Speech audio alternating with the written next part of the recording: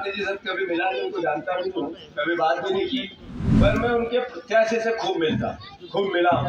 जो अभी गया है कि कांग्रेस को हराओ, लोकतंत्र के हथियारों की मदद करो, लोकतंत्र के रक्षकों को हराओ। मध्य प्रदेश के भिंड लोकसभा सीट पर बहुजन समाज पार्टी के उम्मीदवार देवाशीष जरारिया ने कांग्रेस के प्रदेश अध्यक्ष जीतू पटवारी के खिलाफ थाने में शिकायत की है। देवाशीष जरारिया का आरोप है कि जीतू पटवारी ने भिंड में एक चुनावी सभा में न सिर्फ बसपा उम्मीदवार बल्कि बसपा सुप्रीमो मायावती के खिलाफ भी अमर्यादित भाषा का इस्तेमाल किया है।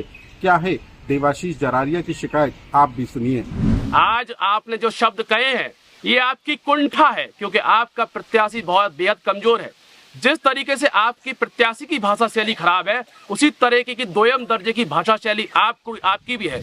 भिंड दतिया की जो जनता इस तरीके की भाषा शैली को बर्दाश्त नहीं करेगी, और खासकर जो दलित समाज है वो इस तरीके की भाषा शैली को बर्दाश्त नहीं करेगा।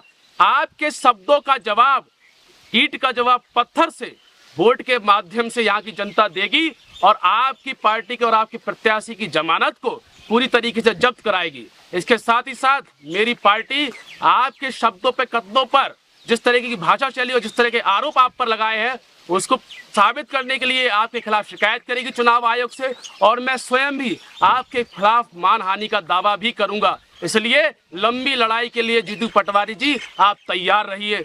बहुत बहुत धन्यवाद। जय भीम, जय भारत। दरअसल मध्य प्रदेश के भिंड लोकसभा सीट पर अगले चरण में वोटिंग होना है, और उससे पहले प्रदेश कांग्रेस अध्यक्ष जीतू पटवारी भिंड लोकसभा सीट पर चुनाव प्रचार करने के लिए पहुंचे थे। लेकिन जीतू पटवारी ने देवाशीष जरारिया की उम्मीदवारी को लेकर कई तरह के सवाल खड़े किए।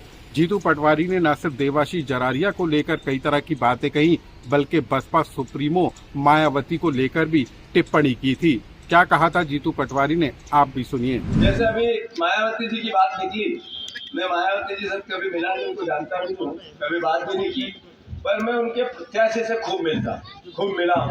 जो अभी गया है, ये जिस दिन गया और इसने फोटो डाले उसके एक दिन पहले 1 घंटे मेरे साथ था।